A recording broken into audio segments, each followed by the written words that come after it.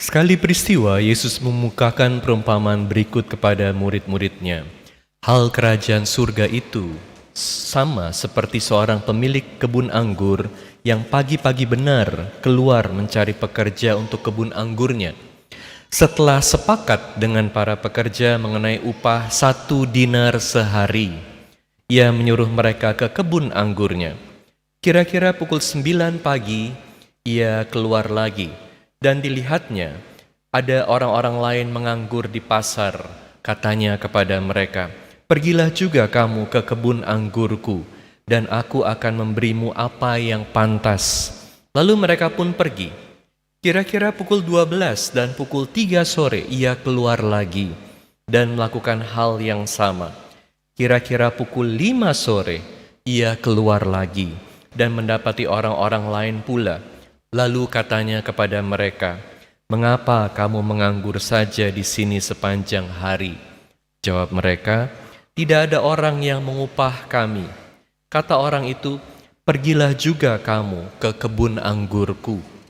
Ketika hari sudah malam, berkatalah pemilik kebun anggur itu kepada mandornya, "Panggillah pekerja-pekerja itu dan bayarkan upah mereka, mulai dari yang masuk terakhir sampai kepada yang masuk pertama." Lalu datanglah mereka, mulai dari yang bekerja kira-kira pukul 5 sore, dan mereka masing-masing menerima 1 dinar. Kemudian datanglah mereka yang masuk pertama. Mereka mengira akan mendapat lebih besar, tetapi mereka pun menerima masing-masing 1 dinar juga.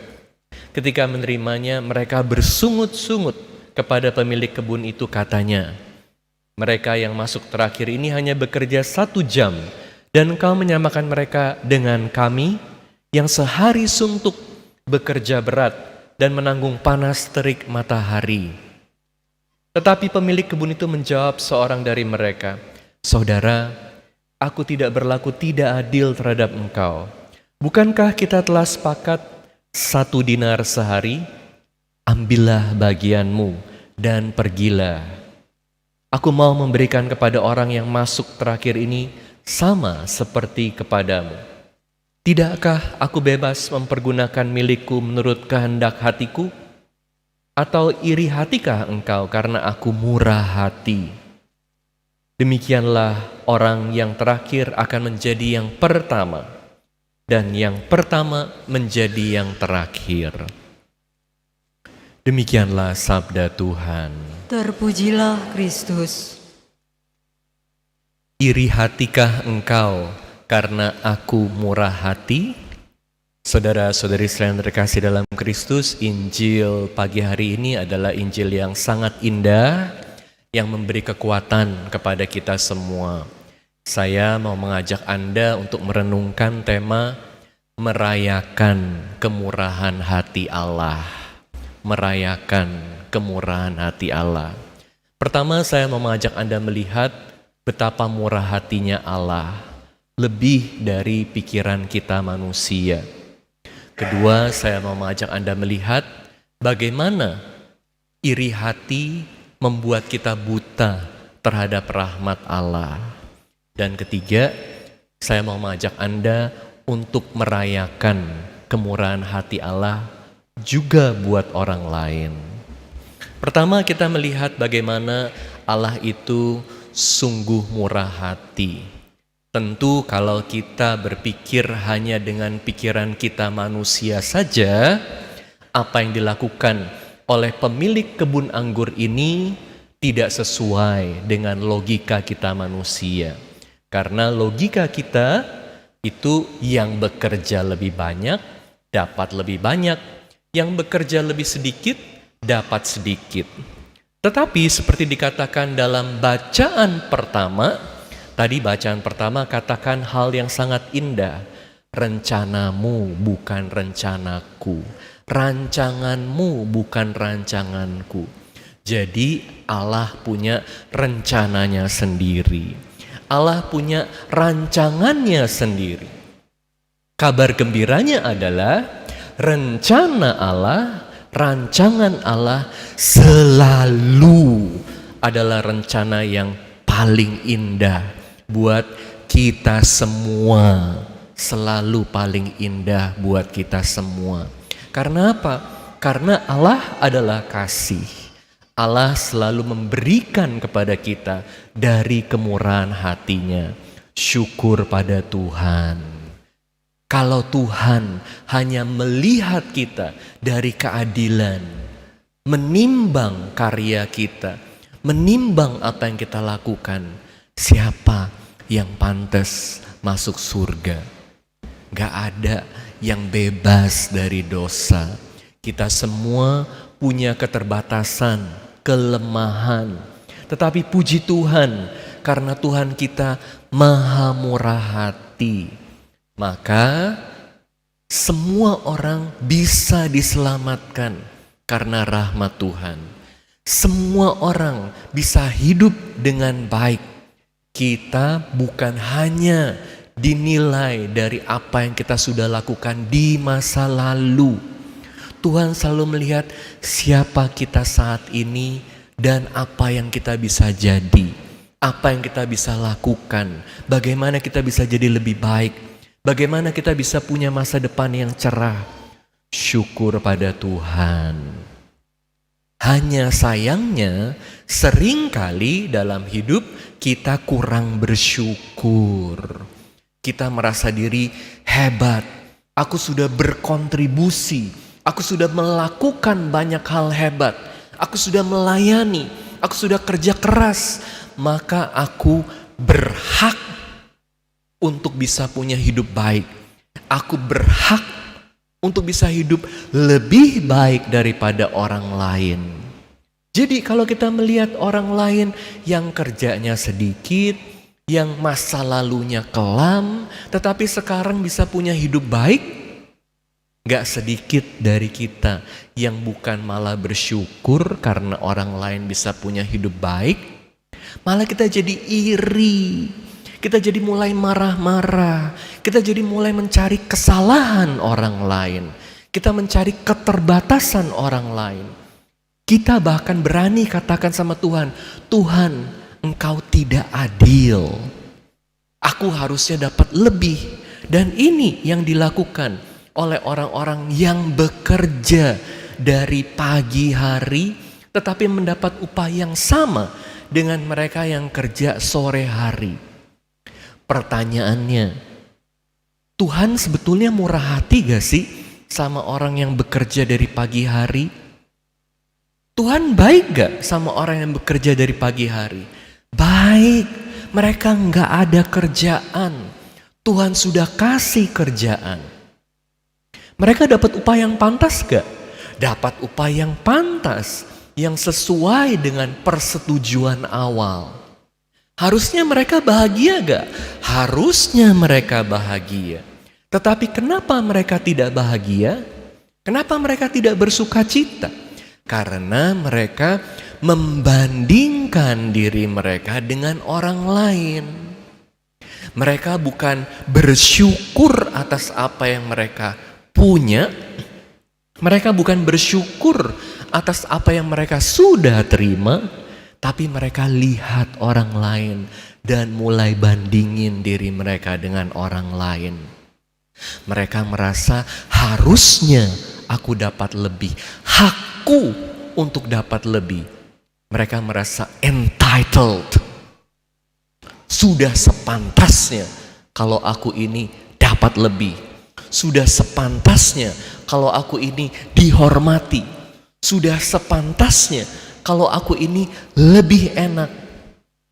Kita lupa bahwa pada akhirnya semua yang baik dalam hidup kita itu pertama-tama karena rahmat Tuhan.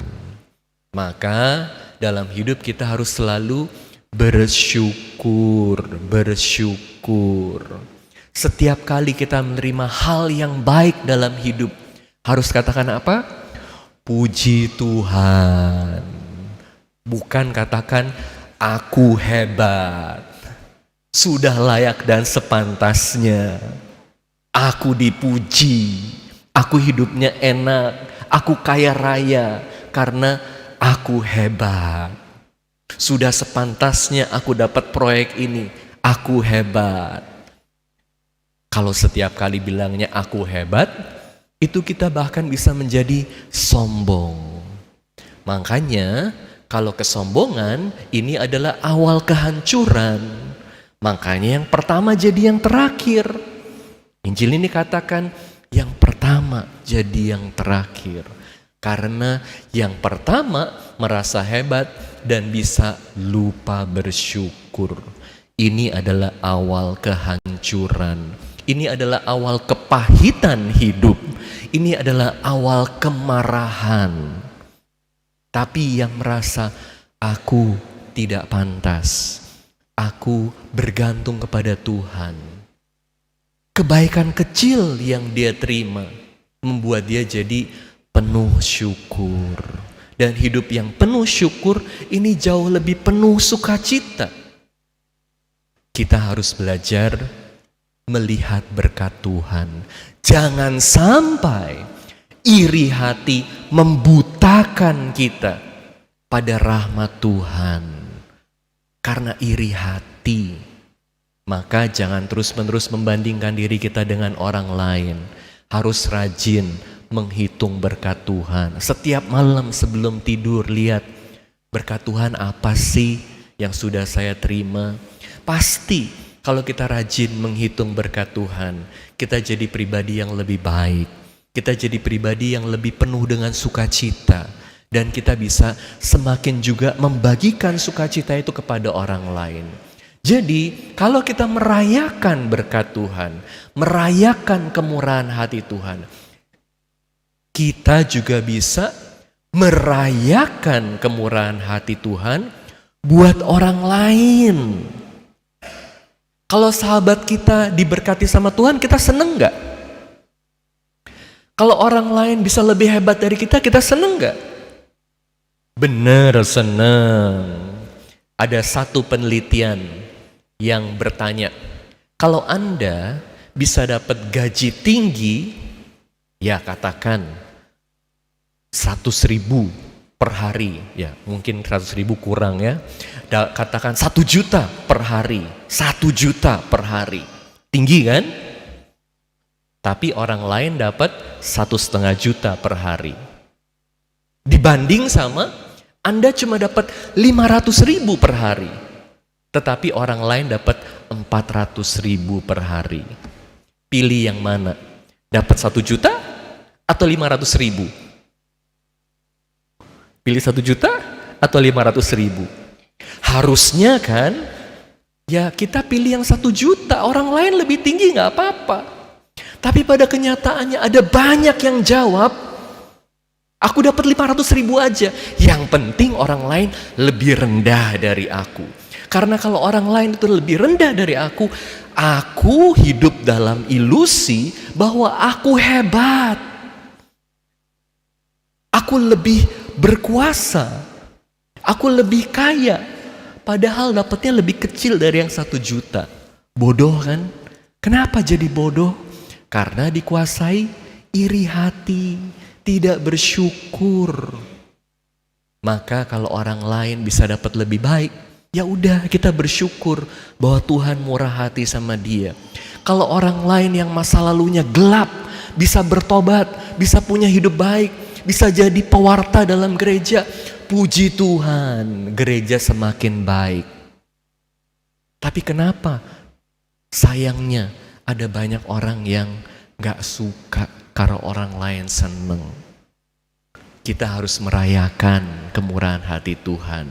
Karena kita hidup dalam kerajaan Allah, di mana Tuannya adalah Tuhan yang murah hati.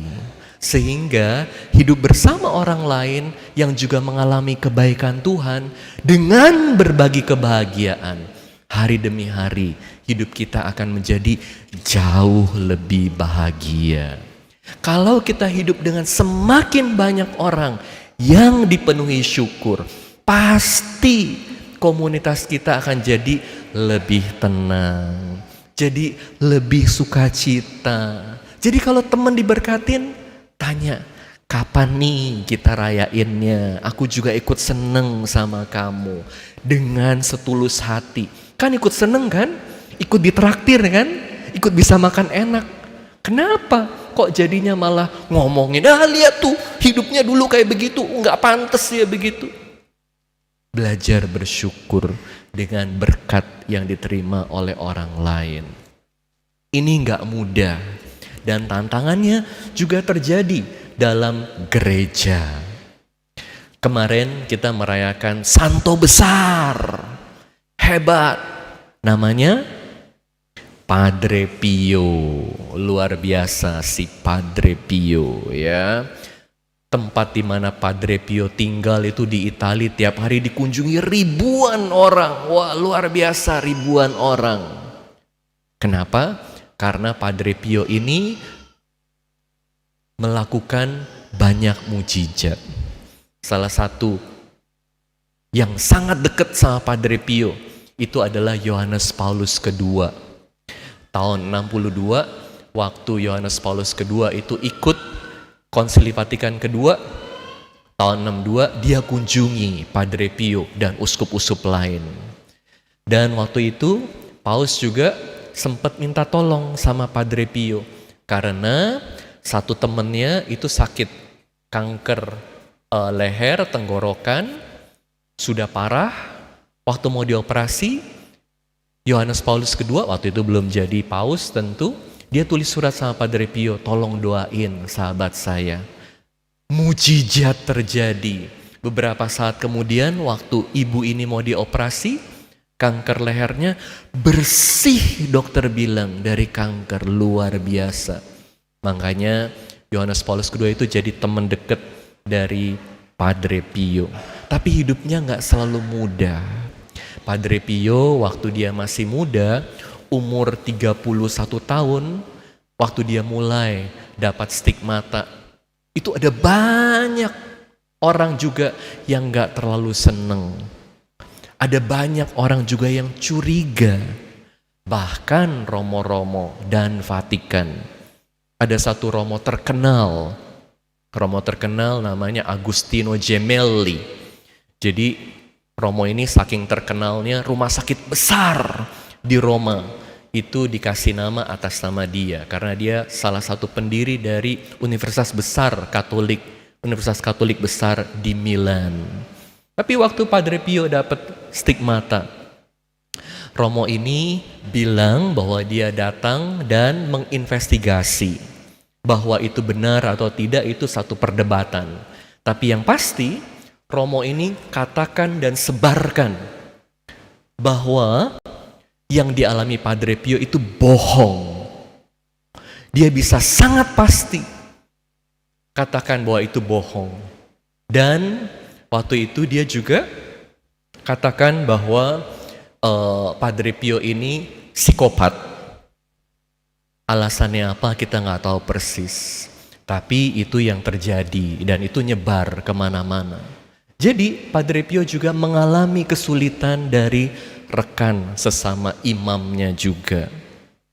Tapi puji Tuhan, kalau apa yang dimulai oleh Tuhan, karya Tuhan, manusia gak bisa hambat, manusia gak bisa hancurkan. Karena Tuhan maha murah hati. Maka Anda sekalian yang hidup dalam kebenaran, Anda sekalian yang hidup dalam Tuhan, kalau Anda pernah mengalami berbagai hal yang tidak baik di masa lalu dan saat ini Anda sudah bertobat, tapi ada yang gak seneng, gak apa-apa, jalan terus. Kalau kita mengerjakan karya Tuhan, ada yang gak seneng sama kita, gak apa-apa, jangan dipikirin. Yang paling penting adalah fokus kepada rahmat Tuhan, fokus kepada kemurahan hati Tuhan. Tuhan yang akan jaga kita dan Tuhan yang akan memelihara kita karena kita terus bergantung kepada Sang Pemilik kebun anggur yang selalu murah hati. Amin.